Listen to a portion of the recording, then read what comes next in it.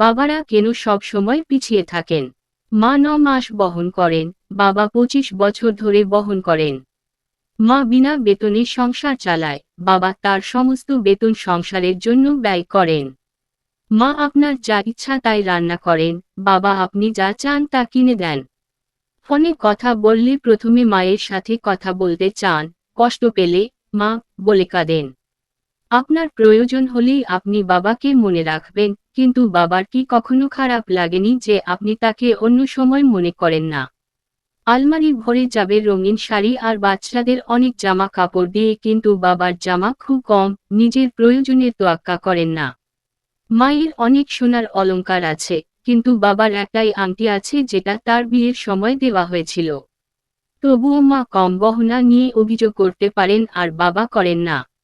বাবা সারা জীবন কঠোর পরিশ্রম করেন পরিবারের যত্ন নেওয়ার জন্য, কিন্তু যখন স্বীকৃতি পাওয়ার কথা আসে, তিনি সব সময় পিছিয়ে থাকেন।